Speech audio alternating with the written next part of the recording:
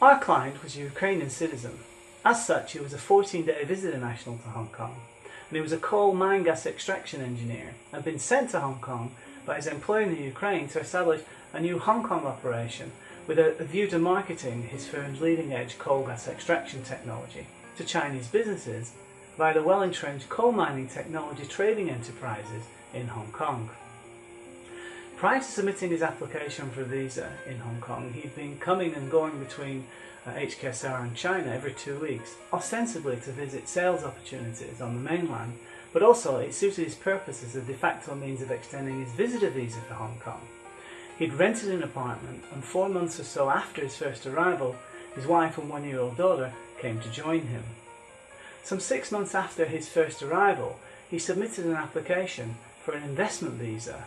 even though he was an out-and-out employee and wasn't a shareholder in the Hong Kong company it had established on behalf of his Ukrainian employer. As part of the application, he sought dependent visas for both his wife and his daughter. And 3 weeks after his application was submitted, he received a response from the Immigration Department which contained a whole array of requests for information, which not only stumped him due to their number, but also their far-reaching extent. At this point, our client realised he was in over his head, and he asked us to take over the applications for him. The first problem we encountered was that he had submitted an application for the wrong type of visa. Our client had misunderstood the application forms, believing that because his company was newly established in Hong Kong, he needed to submit an application for an investment visa. Whilst it's true that the Immigration Department apply elements of the investment visa provability test to a whole new company situation, such as in this case, the fact of the matter was that our client was actually an intercompany transferee employment visa applicant. He wasn't an investment visa applicant, so he'd used the wrong forms. This means that the first thing that we had to do was to formally withdraw his first application and then go about preparing to submit an employment visa application entirely from scratch again. Normally, this wouldn't have presented itself as being too much of an issue,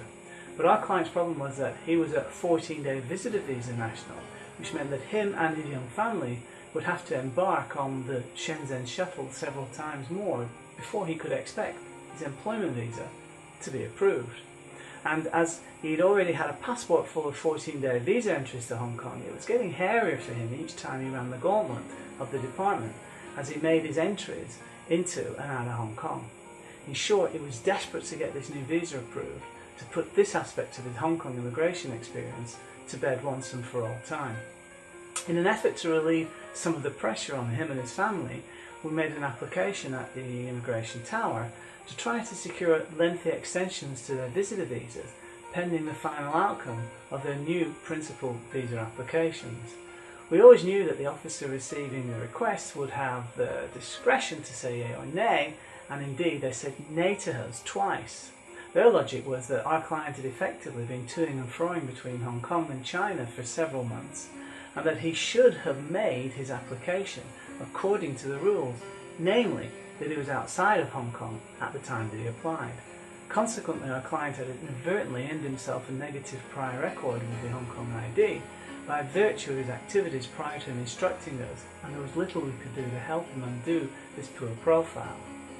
As it happened, our client had to undertake the Shenzhen shuttle twice more before his case was finalised, each time taking his young family with him. Not an especially pleasant state of affairs, but it all turned out to the good in the end, as we were able to get his family visas approved, even several weeks after we received our first instructions.